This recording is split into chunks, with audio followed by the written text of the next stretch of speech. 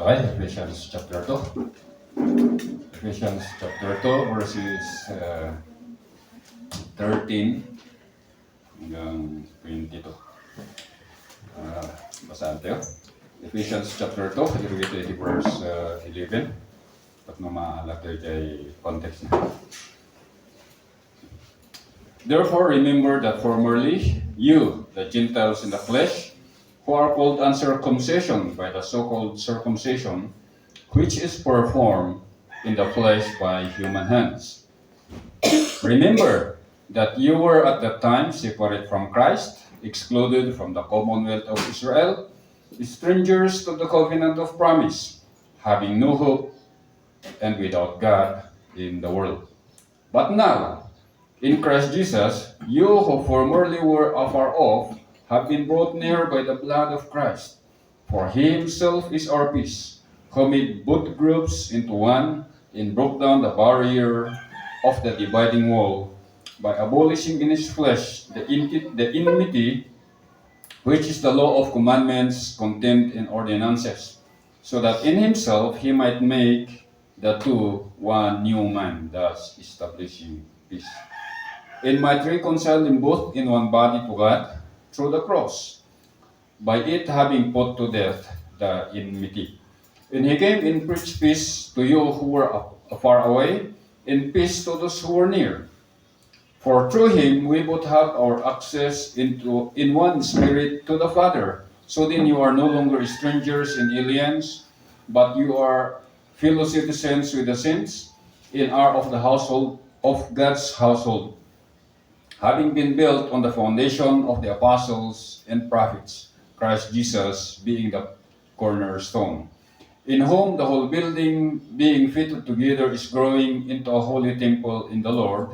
Verse 22, in whom also you also are being built together into a dwelling of God in the Spirit. Niya po Diyos mong bendisyon iti sa una. So, sa verse 11 and 12 ay nakita po natin yung kautusan para sa mga mananampalatayang hintil na kailangan nilang isipin, kailangan nilang alalahanin kung sino sila sa nakaraan. So, sa verse 11, nakita po natin na tinawag silang Gentile in the flesh at saka uncircumcision. So, Gentile in the flesh and uncircumcision ay pinapakita na itong mga Kristiyano sa nakaraan, yung mga Gentile Christian, particularly sa mga taga-Efeso, ay namuhay sila na ayon sa laman. Kung ano yung kagustuhan ng laman nila, ayun na yung kanilang buhay.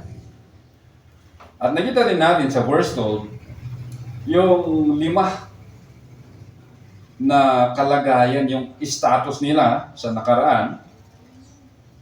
At sabi doon, una, they are separated from Christ, excluded from the commonwealth of Israel, strangers to the covenant of promise, having no hope, at saka godless, without God in this world. So, ito ay isang paalala sa mga Gentile Christian, o sa mga Kristiyano sa Efeso, na kailangan ay balik-balikan nila kung ano yung katayuan nila sa nakaraan para makita nila yung kahalagahan ng biyaya ng Diyos. Kasi minsan, kadalasan nga, hindi lang minsan, kadalasan, ang sakit po nating mga tao ay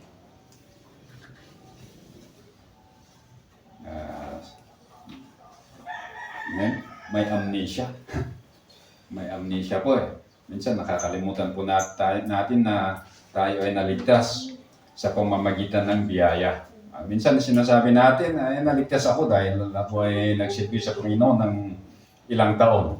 So anyway, nakita natin dito na ito ay isang kautusan to always look back to their former status para mas ma-appreciate yung biyaya ng Diyos. Kasi talagang yun tayo talaga. Yun yung buhay natin. At sa verses 13 to 18 or 13 to 22, dito pinakita yung trabaho ng ating Panginoong Hesus. That we have been brought near by His blood, brought near to the Father by His blood. He is our peace. He came and preached peace. Through Him, we have access to the Father, and then so forth. So, actually, itong verses 13 to 22, ay ito yung sagot ng Diyos sa 5 outstanding dilemma ng mga Gentile Christian. Na they are Christless. Sa verse 13, nakita po natin anong sabi sa verse 13. Sa verse 12, sinabi doon, they are separated from Christ or they are Christless. Pero sa verse 13, sabi doon, but now in Christ Jesus. You who are formerly afar off have been brought near by the blood of Christ. So they are Christless, but now they are in Christ. Sa verses, or yung sumunod doon, sabi doon, excluded from the Commonwealth of Israel. So, from verse 14, anong sabi sa verse 14? For He Himself is our peace, who made both groups into one and broke down the barrier of dividing walls. At saka sa verse 19, sabi doon, so then you are no longer strangers and aliens, but you are a fellow citizens with the saints in our own God's household. So, makita po natin na in the past, they are heavenless. Heavenless sila, wala silang langit. Bagamat andun yung langit, but they are not a citizen of heaven. Homeless. Kumbaga, may bahay man sila sa mundong ibabaw na ito, pero they are not included sa kingdom ng Diyos. Pero sabi dito, anong ginawa ng Diyos? Christ become our peace. At sabi sa verse 19, you are now fellow citizen with the saints in our of God's household. So they are no longer excluded from the Commonwealth of Israel. They are brought into the body of Christ. At saka yung sumunod doon, sa verse 12 is strangers to the covenant of promise. Talagang di po sila kasali sa mga covenant ng Diyos sa Israelitas. Pero, from verses 15 and 16, sabi doon, sa 15 and 16, by abolishing in His flesh the enmity, which is the law of commandments contained in ordinances, so that in Himself He might make two into one new man, thus establishing peace, and might reconcile them both in one body to God through the cross, by it having put to death the enmity. So makita po natin dito that ang Diyos ay sinira niya that enmity, that animosity, pinapakita kasi yung yung talagang malalim na hindi pagkakaunawaan, malalim na hidwaan, talagang it is irreconcilable. Kasi ang mga Hudyo, they have the covenant. They have the promise. Yung mga Gentiles, wala.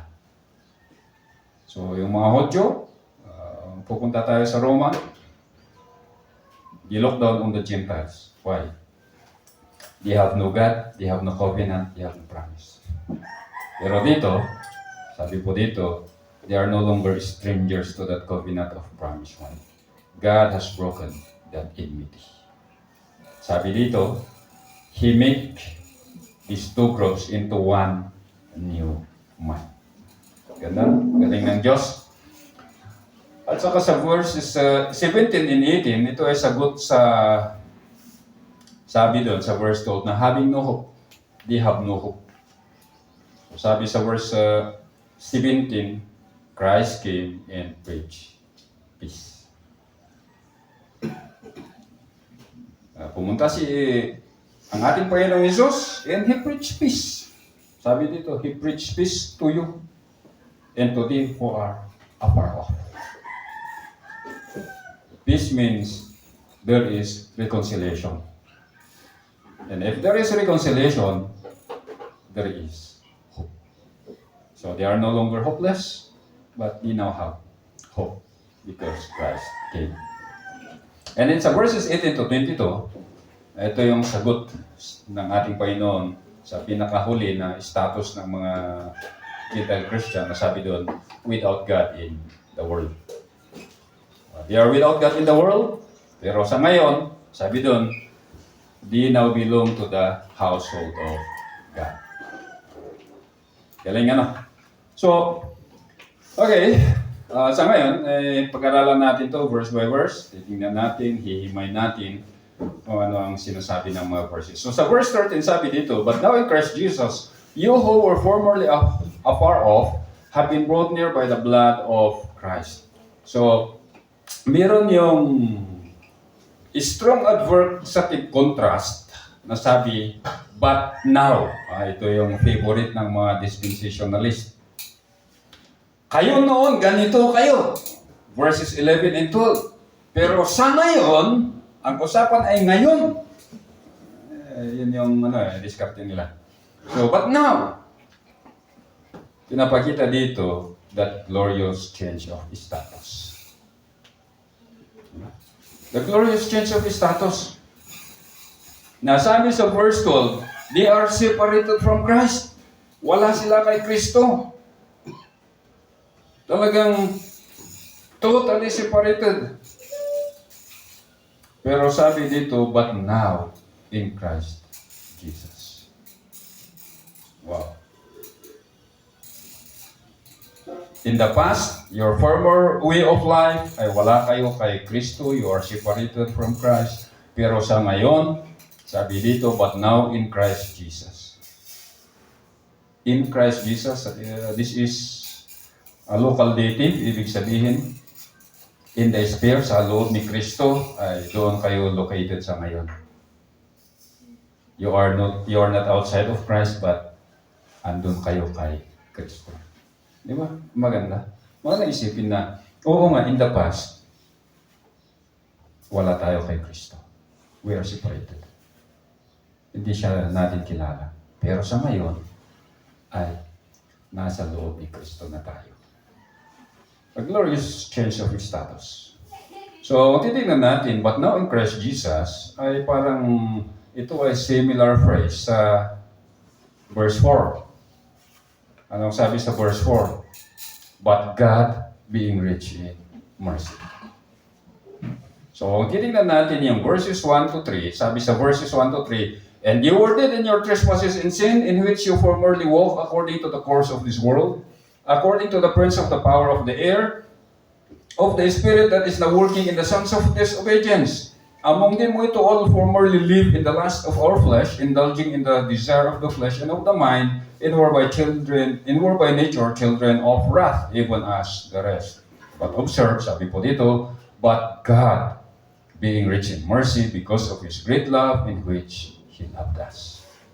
So, sa verses 1 to 3, pinakita kung ano yung kalagayan ng mga Kristiyano na ito sa nakaraan. Pagkatapos nun, sinabi niya, pero ang Diyos. Parang the same pattern sa verses 11 to 30. Diba? Na pinakita ng tao, left alone to our status, wala tayo talagang magagawa. Wala tayong magagawa. Ni Hodyo ka man, ni Hintil ka man, talaga, hindi po natin kayang iligtas ang ating sarili. Not unless God intervened. So, actually, but now, in Christ Jesus, at saka yung phrase na but God sa verse 4, ay pinapakita nito that divine intervention. O yung pamamagitan ng Diyos para tayo ay mabigyan ng bagong simula at bagong pag-asa. Kung titingnan natin yung katayuan ng mga tao na ito, kagaya din natin, Christless. They live in the lust of their flesh. Kung ano pa yung klase ng buhay nila noon na marumi. Pero sabi, in Christ Jesus. So pinapakita dito na in Christ Jesus ay may bagong simula. Hindi po sa physical, kasi the physical, itong physical na katawan natin ay talagang pasira at pasira. Hindi po to bumabata, talagang tumatanda. Bumabalik yan sa lupa. Pero yung pinapakita dito na bagong simula, it is our spiritual life. So, nakita dito, in Christ Jesus, they are Christless in the past, pero sa ngayon, they are located in Christ. Not according to their works, babalik ulit tayo dun sa verse 89, not according to anything in them, but because of ng habag ng Diyos, yung hapag-ibig ng Diyos at saka biyaya ng Diyos ay they are now in Christ. So, makita po natin dito na yung buhay talaga natin, it is connected with Christ. Sa ngayon, although in the past, we are not in Christ. Talaga separated. No? Andun tayo sa labas. Pero sa ngayon, sabi niya, andun na tayo sa loob. So, kung andun tayo sa loob ni Kristo, ibig sabihin, may pagbabago. There is that inner change, transformation. Kasi nga in Christ Jesus ay hindi lang ito pinapakita yung possessional eh. Kasi karamihan sa mga Kristiyano na sabi nila, ay, andun ako kay Kristo. Ang palagi pinapakita is yung possessional status na sila ay located in the Spirit of Christ. Pero yung phrase na in Christ Jesus, hindi lang po yun possessional. Pero pinapakita din ito yung transformational changes. Yung pagbabago sa kaloob-looban ng isang mananampalataya patungo hanggang sa Christ likeness. Yan po yung buhay natin eh. Hindi lang po possessional transformational. May pagbabago. Kung ang buhay natin ay sabi nila, noon pagbalbaliwan na, kaslamat lang iti, pagpanunod kang kapsa. Ayan na nga dyan dinang tayo, ayan na nga dyan insursuro tayo, ayan na nga dyan Kristo, mamangtod iti panagbalbaliw, iti biyag tayo. Bagamat hindi yung biglaan, although adamat lang tayo dyan amamo tayo nga dinamati da, at dyan masyang lakay nga amamo, idinamati na awatan na dyan Ebanghelyo, totally overnight, naawan dyan arak, naawan dyan sigarilyo, naawan dyan sugal, napagka dyan sakit na dyan nga doon. But actually, those three were outstanding in his life prior to his experience with Christ. Nung kunana, iti time nga na isubok iti biyag ko ni Kristo, pinmait ti sigarilyo, pinmait ti arak, na awanan di suwal. But there are also those other Christian. At dapat lang di nasabat tayo nga hindi nagbalin na Kristiyano, those were struggles eh. Hani nga, one time to na ikat. Isuda ko talaga nga struggle, it is a daily battle. Dahil siguro dyan, intad mo ti Apo kadakwada in order for them to experience that transformational changes that the Lord Jesus Christ brings. Yun po yung gagamitin ng Diyos to mature them in the faith. Kasi yung isang makilala ko na yun, na yung mga bisyo na yun ay overnight na wala. Ang struggle din niya is money. So sabi ko, talagang ganyan na ang buhay eh.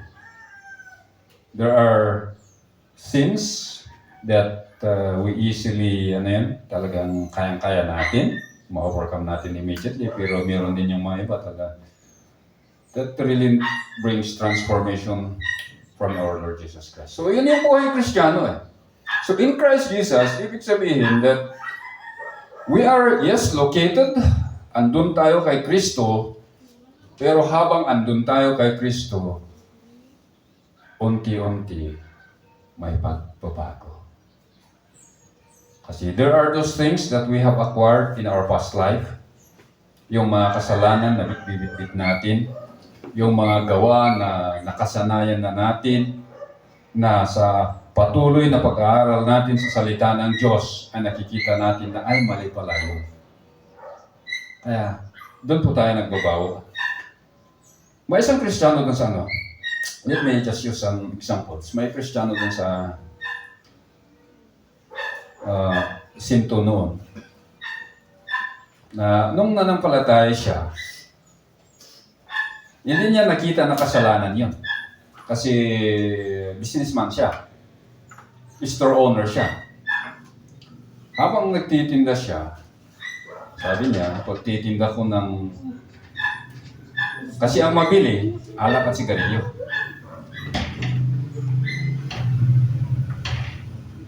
Pero, may isang time na nagkaroon ng Bible study sa bahay nila. Yung pastor, may sinama siyang isang mananampalataya galing Bugyas. At ang isang mananampalataya din na ito ay businessman din.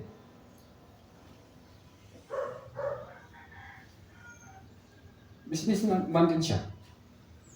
At doon, ang punto ng pastor, sabi niya, magtuturo ako dito. Ewan ko kung magandang motibo yun. Tatamaan niya yung yung isang negosyante kasi yun ang business niya. Alak din ang sigarilyo.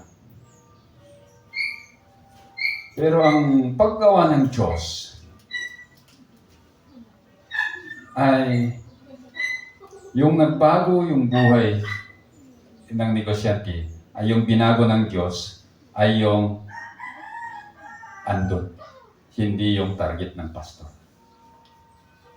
So, yung target ng pastor na turuan, ay hindi niya nag-gets yung message. Pero yung andon sa lugar na yon, ay nakita niya na ay mali pala itong gawain ko. Kaya pagkatapos noon ng Bible study na yon, lahat ng mga alak, lahat ng mga sigarilyo na kanyang business, ewan ko ba kung tinapon niya o basta nilinis niya sa kanyang store. So, meron yung mga sabi niya kasi sa una, hindi ko kasi alam na yun ay mali, na yun ay kasalanan. Pero nung nalaman ko, sabi niya, there is no other option but to obey. So, in Christ Jesus, ay pinapakita nito yung pagbabago sa atin. Na because we are in Christ, ay patuloy po tayo na nag-aaral sa kanyang salita, at yung kanyang mga salita ay patuloy din natin na ginagawa sa ating buhay. So that there is transformation na may pagbabago talaga. So but now in Christ Jesus, you who were formerly afar off have been brought near by the blood of Christ. So again, inulit dito, sabi niya, kayo na you were formerly sa nakaraan ay talagang ang layo-layo nyo. Ewan ko kung mahagilap pa kayo. Kasi they were excluded from the Commonwealth of Israel. Talagang malayo sila. Yung were, ay talagang present active. Ibig sabihin, talagang ito yung buhay nyo sa nakaraan. Talagang malayo kayo sa Diyos. Kasi nga, you're excluded from the covenant of Israel. Pero, anong sabi ng Diyos? For the promise is unto you, and to your children, and to all that are afar off, even as many as the Lord our God shall call. Acts chapter 2, verse 39. So, anong ginawa ng Diyos sa kanila? Sabi dito, you have been brought near. You have been brought near. Ang nakakamangha sa verb na ito na have been brought near, passive voice siya. Passive voice. Again, it is a divine passive. Na ang Diyos ang kumuha sa kanila sa kumunoy ng kasalanan at dinala sila in the kingdom of God. Ewan ko kung sa Colossians 1:13 yun. Tingnan nga natin.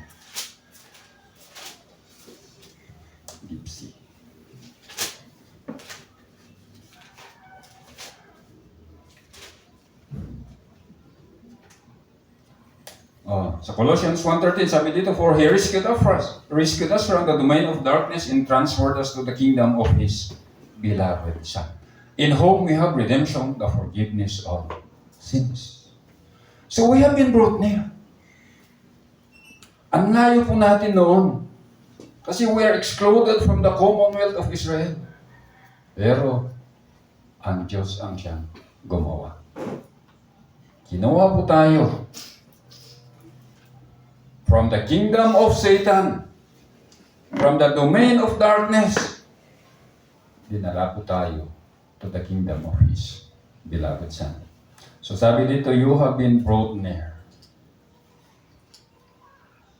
So sa buhay natin, yung near na ito ay hindi lang closeness, pero pinapakita nito that there is that intimacy of relationship. Na talagang meron na yung madikit na hindi mo pwedeng paghiwalayin na fellowship at saka relationship. Wala ng divorce, wala ng annulment. Talagang it's as sticky as whatever na sticky. Talagang hindi mo talaga kayang paghiwalayin. So we have been brought near to this relational intimacy with the Father. So from being excluded from the Commonwealth of Israel, we now have been brought near to God. Pero kung titignan natin, brought near, sabi dito, have been brought near by the blood of Christ. By the blood of Christ. So, yung kabayaran para tayo ay mailapit sa Diyos ay hindi po basta-basta. Hindi po basta-basta. It is the blood of Christ. Yun po yung kabayaran. So, kung titignan natin yung blood, hindi lang po yung literal na dugo, but it also pertains to the spiritual death of our Lord Jesus Christ. Nung sinabi niya, ili lama sabaktani. Sabi sa 2 Corinthians 5:21, sabi doon, God made Him to be sin in our place. Yung mga kasalanan natin ay binigay niya kay Kristo. Christ suffered in our behalf para po tayo ay mailapit sa Diyos. So, makikita po natin na yung phrase na the blood of Christ na nabigay para sa atin ay pinapakita nito yung kabigatan ng ating mga kasalanan. The seriousness of sin. The wrath of God against sin and the just penalty of our sins. Para lang ikaw at ako ay mailapit sa Diyos. Kaya kung titingnan natin ang mga ito, yung mga phrases na ito sa salita ng Diyos, nawa po mag-isip po tayo. Na ang pagiging isang Kristiyano po natin ay hindi po basta-basta. Na dapat pangalagaan natin. Na dapat ay ikabuhay natin sa araw-araw. Kasi yung kabayaran ay yung dugo ng ating Panginoong Jesus. Iwan ko lang kung yung mindset natin ay gaya yung mindset ng isang kakilala ko. Sabi niya, ay, di bale, importante, mapanak niya langit. Oras siya, kita kasagsagan, basta mapanak niya langit. Ay, oo na yun. Importante ka nukot mapansay langit. Ang habang nga natin daga, aramido na siya kayat na. Importante mabanjalangin ta inawat na ni Apo Jesus. So I think that is a wrong mindset ng isang Kristiyano. Kasi nga, we have been bought by the blood of our Lord Jesus Christ. Kaya kung titignan natin in some other scripture, sabi po sa 1 Peter 1:18 and 19, 1 Peter 1:18 and 19, sabi po, for as much as you know, that you were not redeemed with corruptible things, as silver and gold from your vain conversation received by tradition from your fathers, but with the precious blood of Christ as a lamb without blemish and without spot. Yan po isipin natin na yung katubusan natin, yung kapatawaran ng ating mga kasalanan ay through the blood of our Lord Jesus Christ. Sa verse 14, sabi po dito, but He Himself is our peace, who made both groups into one and broke down the barrier of the dividing wall. So sa ESV, sabi po sa ESV, for He Himself is our peace, who has made us both one and has broken down in the flesh the dividing wall of hostility. So a term of explanation na patuloy na pinapakita na kung paano ang mga Gentile Christians ay nailapit sa ating Diyos. Hindi lang basta nailapit, kundi nagkaroon ng intimate union. Meron yung, sabi nga dito, yung pagkakaisa na puno na pag-ibig. Kaya nga, sa buhay po natin, yun yung palaging pinapaalala ni John, pag-ibig. Hindi lang po sa atin, sa Panginoon, pero pati sa ating mga kapwa mananampalataya. So sabi dito, for He Himself is our peace. He Himself. So makita natin na yung pang-past doon na passive voice, yung have been brought near is passive voice, kasi nga, sabi dito, siya mismo, He Himself. Ito ay emphatic sa Greek, ibig sabihin, ito yung nauna sa Greek sentence na pinapakita na walang ibang source, walang ibang pagmumulan ng peace, kundi ang ating Panginoong Yesus. He Himself, walang iba. You cannot find peace in any other. Pero sa mundong ibabaw na ito, ano ba yung sinasabi ng mga politician? If you will vote me, you will have peace. Peace dito, peace doon. Pero pagkatapos, wala na. So dito, pinapakita that Christ Himself is the only source and giver of our peace. Hindi lang po yun, furthermore, actually, He is the very embodiment of peace. Ibig sabihin, si Kristo mismo ay siya yung peace. Hindi lang siya yung peace giver, He is actually our peace. So sabi nga dito ni Apostle Paul, He Himself is our peace. So sabi niya sa previous verse, kayo, you have been brought near. Pero dito sabi niya, Christ is our peace. Even the Apostle Paul realized and recognized that Christ is his peace. Ano ba kasi yung peace? Ano kasi is kapayapaan? At ano yung isa? Ano yung isang Tagalog ng peace? Kapayapaan at saka katahimikan. Meron po yung isa eh.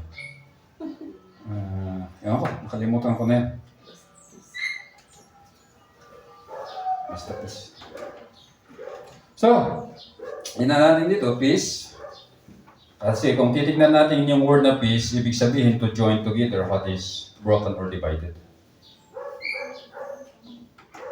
To join together.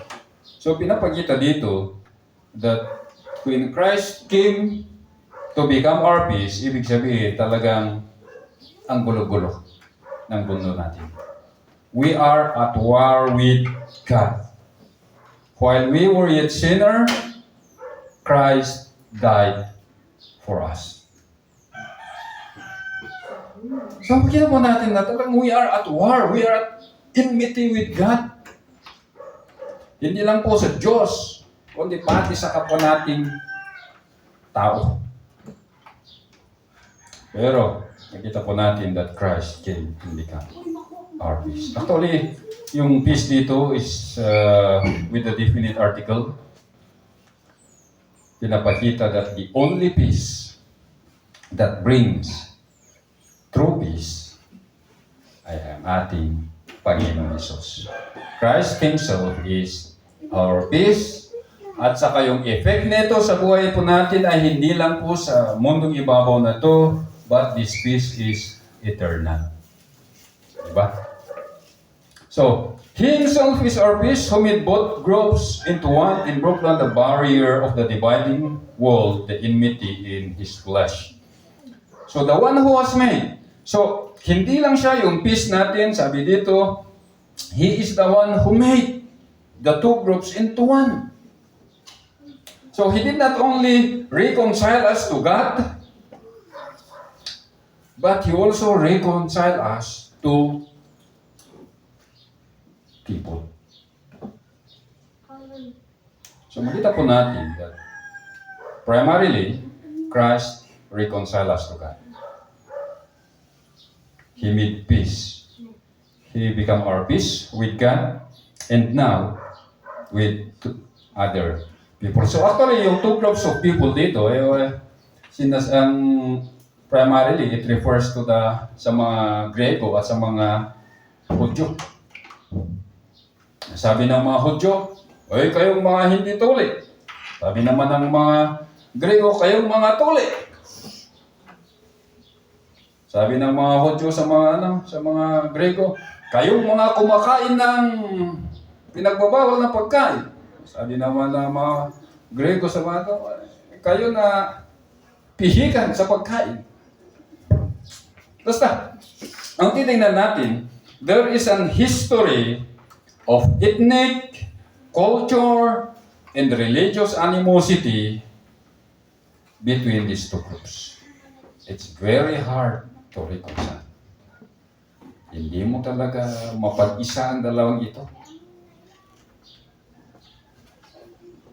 Pero, sabi nga, when Christ came, He made these two groups into one.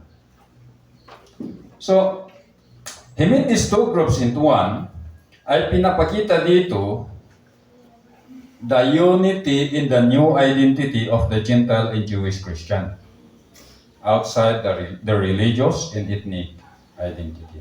So, there is no Jew and there is no Gentile. So, kaya sabi sa Colossians 3:11, sabi po dito, a renewal in which there is no distinction between Greek and Jew, circumcised and uncircumcised, barbarian, Scythian, slave and freeman, but Christ is all and in all. Sa Galatians 3:28, there is neither Jew nor Greek, there is neither slave nor freeman, there is neither male nor female, for you are all one in Christ Jesus. So, pinapakita dito that two groups into one ay hindi po ito yung mga individual Christians that He made new. Ito po, ibig sabihin, yung mga Christian talaga. Yung mga Gentile at saka Jewish Christian. So, sabi, He broke down the barrier of the dividing wall. Kung nakita niyo yung picture ng Jerusalem Temple, there is the outside court na kung saan pwedeng, kung ito yung let me just use this illustration. Kung ito yung, sabi nga natin,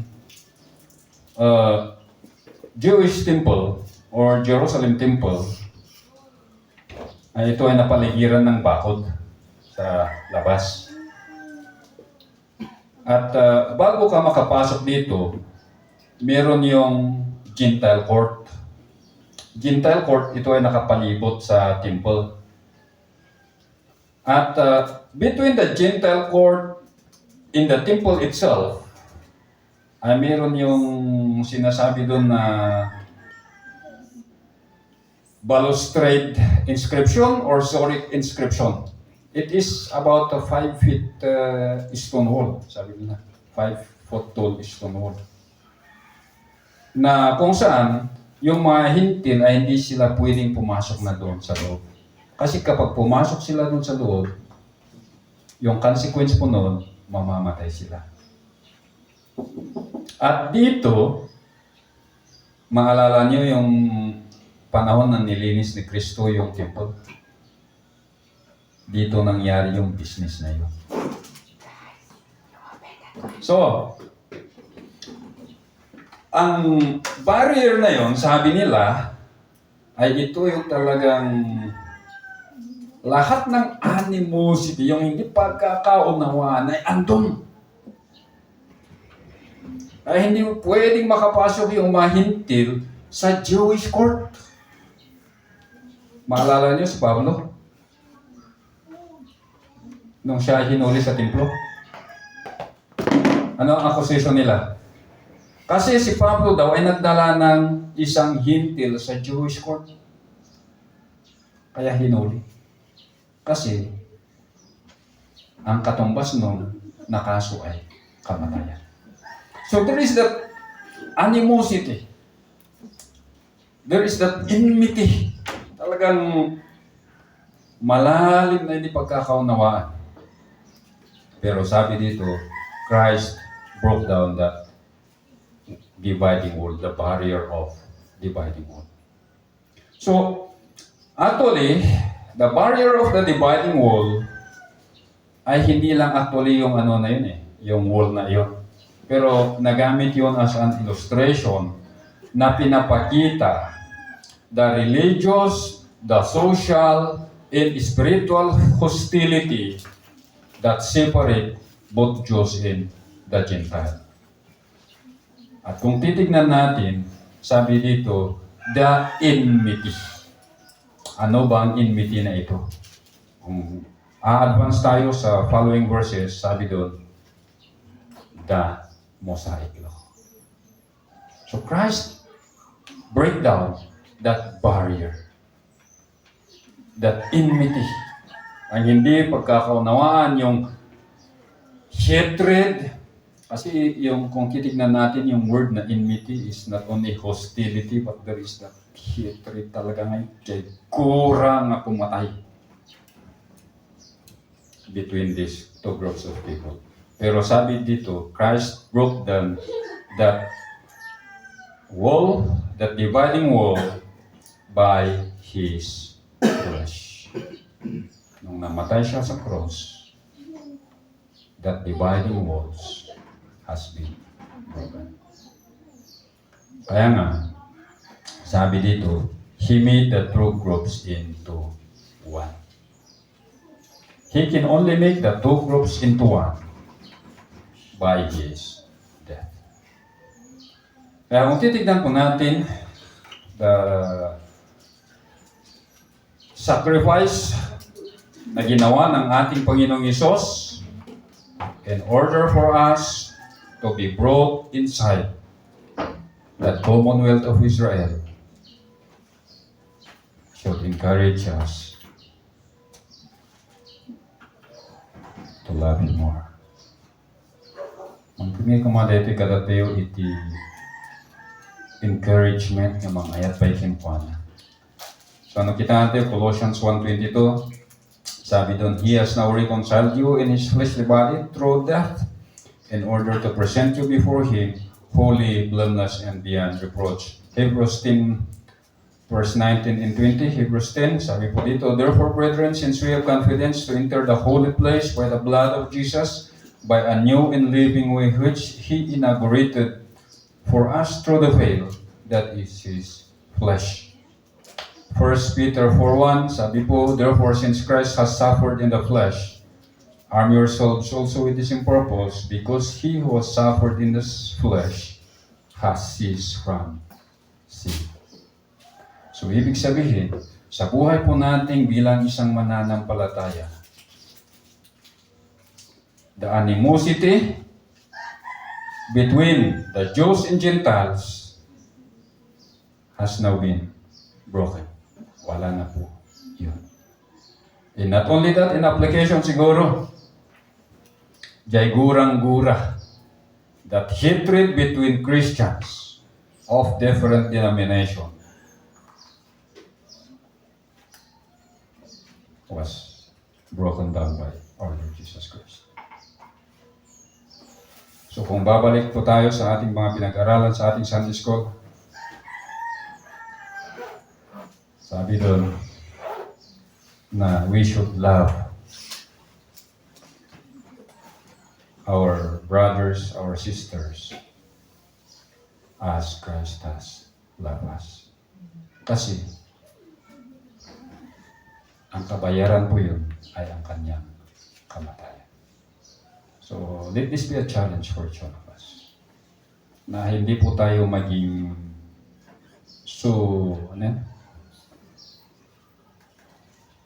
para bang tayo na yung pinaka mataas sa lahat. Kasi yun po yung yan po yung problema sa ating mga Kristiyano ngayon. That we look down on other fellow Christians.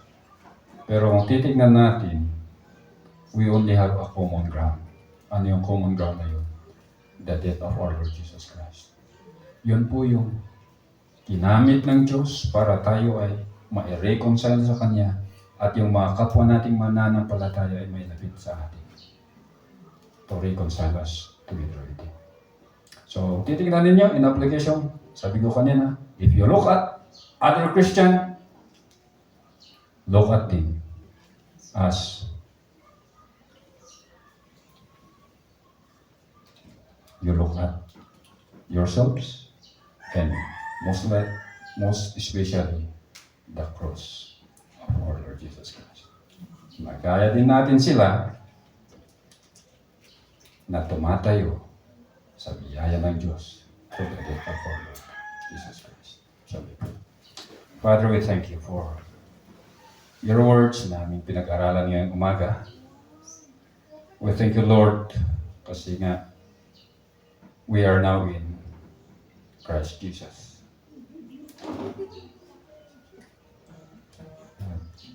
It's true, Lord, that in the past, namuhay po kami ayon sa laman. We are excluded to the Commonwealth of Israel. But now in our Lord Jesus Christ, who is our peace, we are now reconciled with you. At saka yung dividing walls, that enmity between the Jewish and Gentile Christians has now been broken through the death of our Lord Jesus Christ. In application, Ama, sa buhay po namin bilang isang mananampalataya, that enmity, that animosity between us and our fellow Christians ay wala na din because Christ died in our place. So, Ama, dalangin po namin that you continually teach us and give us, kayo po yung magbigay sa amin ng kakayahan para po may sa buhay namin ang mga katotohanan na ito namin na pag-aralan sa inyong mga salita. So, Father, we thank you and we glorify your name. Ito po ang aming dalangin sa pangalan ng aming Panginoong tagapagligtas na si Kristo Jesus. Amen.